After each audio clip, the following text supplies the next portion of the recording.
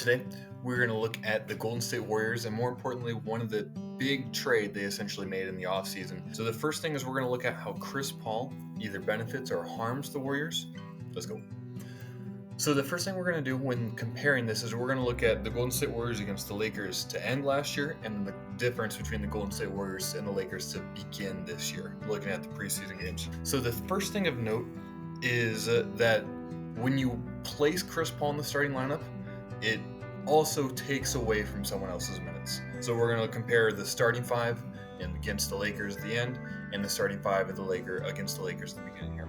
One important caveat is that Draymond Green is currently not playing, and I'm curious to see how the Warriors handle both him and Looney when he comes back. In these first clips, we're looking at the Lakers and last postseason. The player that we're watching in particular is Gary Payton. So I love Gary Payton. I love his energy, love what he brings to the game, love the way he plays defense 100%. But the big difference between CP3 and Gary Payton is one of them can shoot from behind the arc. Chris Paul shoots a very high percentage from behind the arc. Gary Payton does not shoot a very high percentage. Gary Payton shoots like 28%. Chris Paul has shot 36% in his career on medium volume. Gary Payton has shot 34% on low volume. Because of this, the Lakers' exclusive strategy when Gary Payton was in the game, they helped off of him clogging the lane, making all of these contested mid-range shots. So the thing we're looking at here is even though the Warriors end up making a lot of these shots, the concept is that they're making more difficult shots than they needed to in the first place.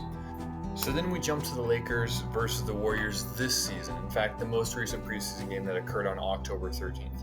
So what we're looking at is how players are handling Chris Paul. Okay, when the action's going away from him, or frankly, when Chris Paul is involved in the action, notice how much closer the Lakers are to Chris Paul, which gives more space to everyone else when they're driving, attacking, shooting, whatever it is. It gives the Warriors more space to operate, which leads to better shots in the long run, and ultimately why I think the trade for Chris Paul in particular will benefit the Warriors a significant amount.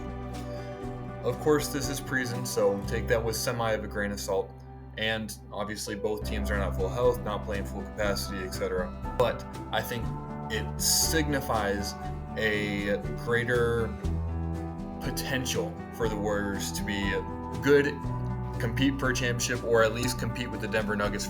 I look forward to seeing how the trade plays out. I look forward to seeing CP3. I look forward to seeing the Warriors. If you enjoyed this, feel free to like and subscribe, and have a great rest of your day.